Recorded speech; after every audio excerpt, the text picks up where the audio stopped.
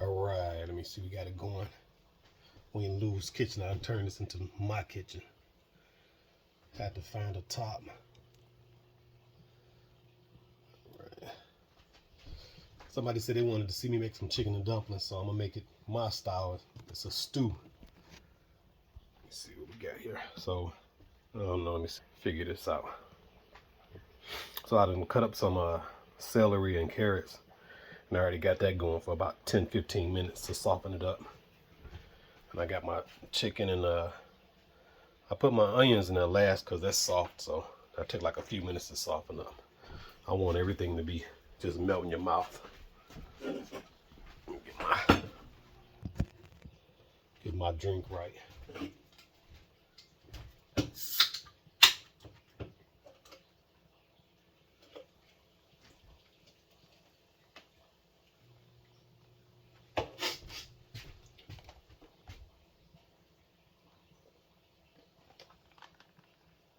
Hot beer.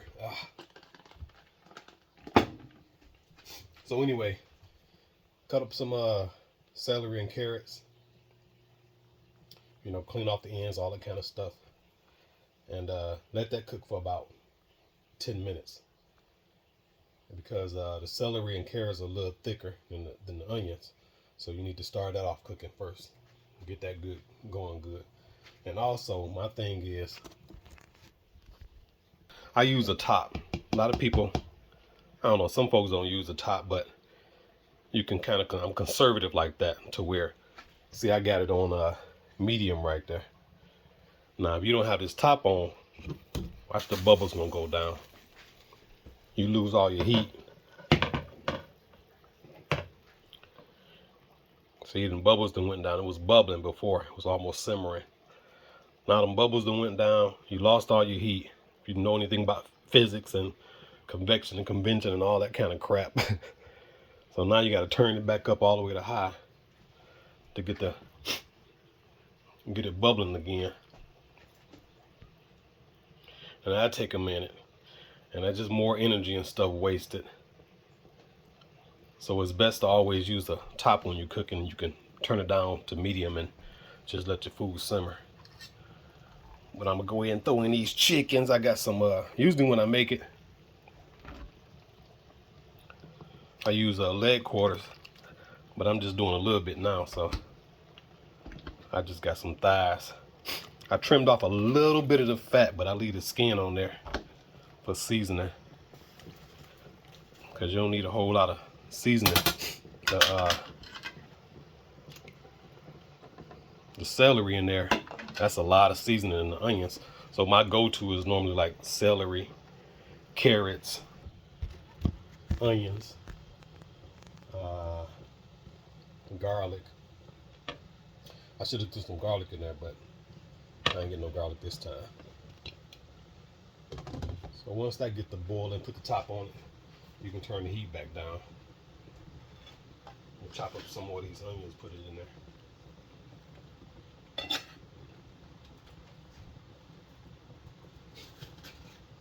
Yeah, but you need that top. It saves a lot of energy, and your water won't cook out. You know, like you watch some folks cook, and they constantly add water. And you're wasting water, wasting electricity, wasting fire, gas, whatever you use, and you're wasting water. So you just use the top on there, and that keep all that stuff in there, and you're good to go.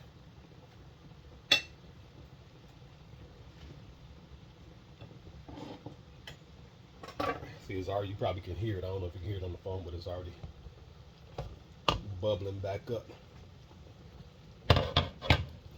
Throw some Jones in there.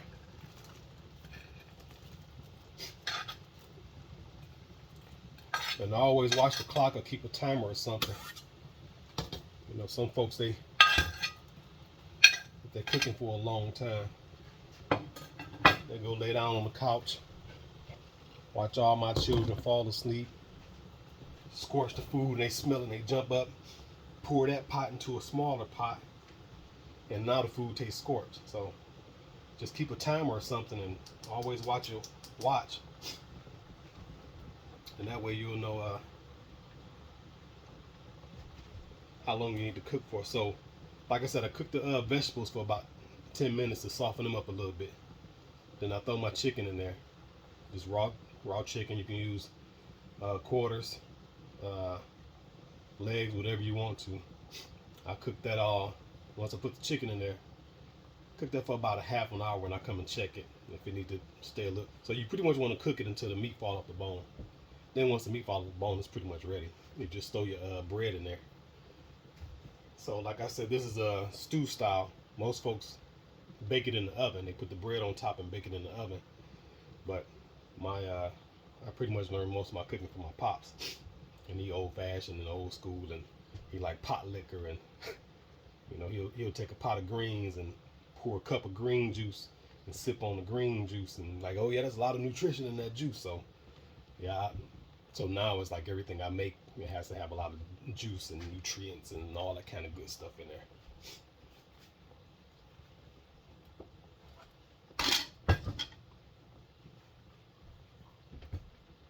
And I don't use thyme and oregano and all that stuff. It's just regular salt and pepper, the celery, the chicken. You don't need no chicken broth or bouillon, none of that. The chicken, all that is good enough seasoning. So all you need is just you got to kind of try it out on your own, because you may like a lot of salt, you may like a lot of pepper. Just try it out on your own. I don't have any measuring cups to where I'm like, you need a quarter cup of this and that. Yeah, I just chop up some shit and throw it in there and see how I do. And I've done it long enough to where I just know just about. So I pretty much use like one stalk of celery, and I usually use about 3 leg quarters. But now I just got like some. I think I got 4 thighs in there this time, and I use about, I don't know, a 1 pound bag of carrots and chop them all up. Yeah, I don't use like canned stuff or frozen stuff. I think it's a lot of unnecessary preservative. I just like my stuff to be as fresh as I can. It's not from the garden, but just from the grocery store and not Walmart. I'm not a big fan on buying stuff from Walmart. Produce from Walmart.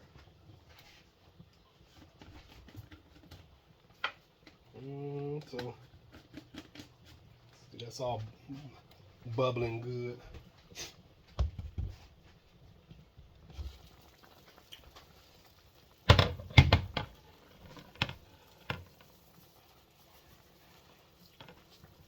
There's a little salt.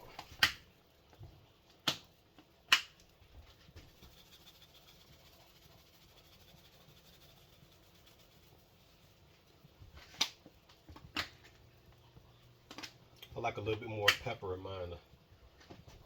A little bit more spicy.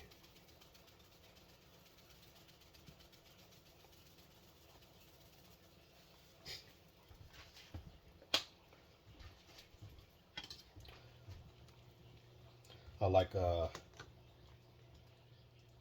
salt, but I ain't trying to get no diabetes, so it's just a little bit of salt for taste. And then you stir it up a little bit. Pour enough water in there, so before you start, you pour just enough water in there that'll cover the chicken, so that can boil over. You don't need a full pot, or maybe a little bit less than a half a pot. And you just let that cook for about, like I said, 40, maybe 45 minutes. Once the chicken's done boiling, I'll come back and show you another video where you break off the bread and let that sit for about another 10-15 minutes. And it should be good to go. Word, we back from commercial break with Lou's Kitchen.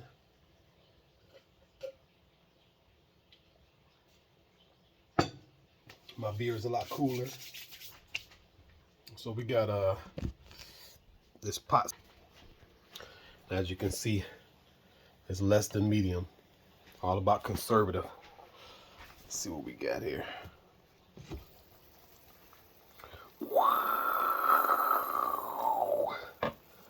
Yeah.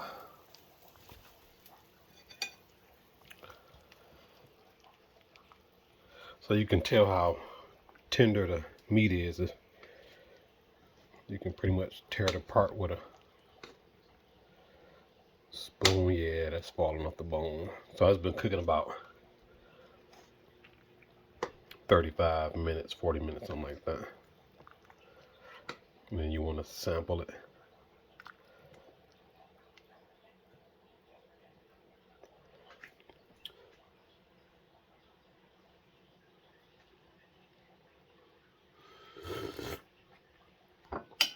Ooh, spicy. Ready. So now you got to do is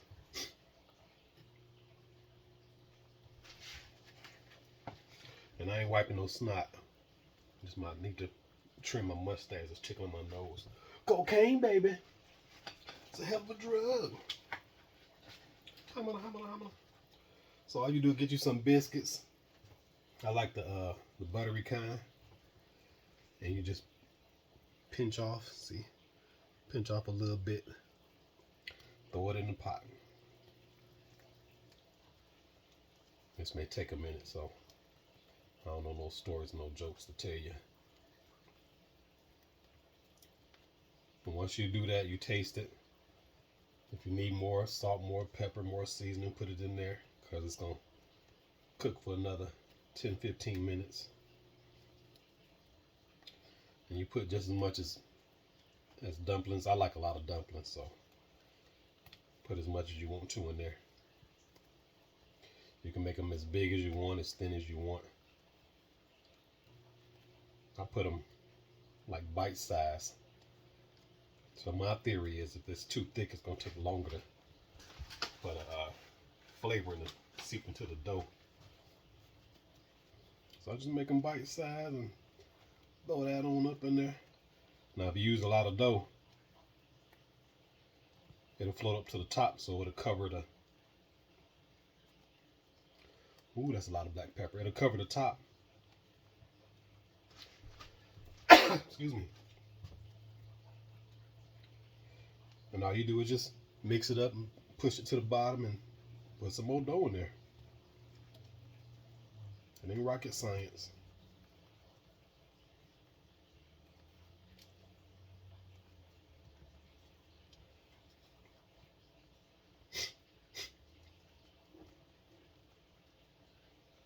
And once that's all done, you let it simmer. Probably need to cut it back up because some of the heat got out of there.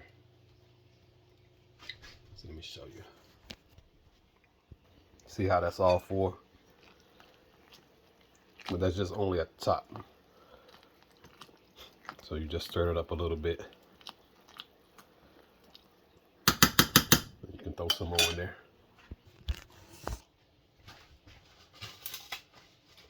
So this is about,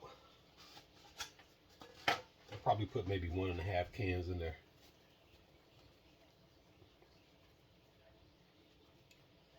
Now some people spray the fingertips with cooking oil or pan with some crap, or put some flour on their fingertips so that way the dough won't stick.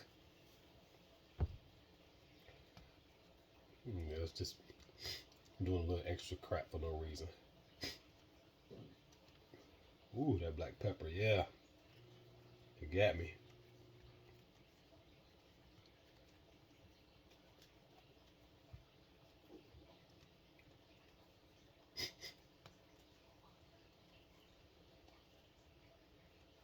Like I must be, is that cayenne pepper? That's a lot of pepper.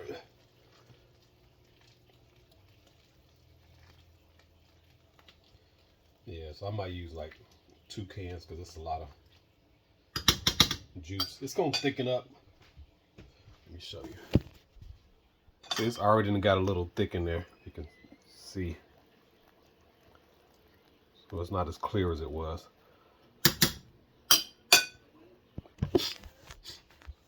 For about 15 minutes, I'm ready to eat. Bon appetit. And that's it. All right, we back with Lou's Kitchen. This is the finished product. See the meat fall off the bone, all that kind of good stuff, and It's nice and thick. Ready to throw down.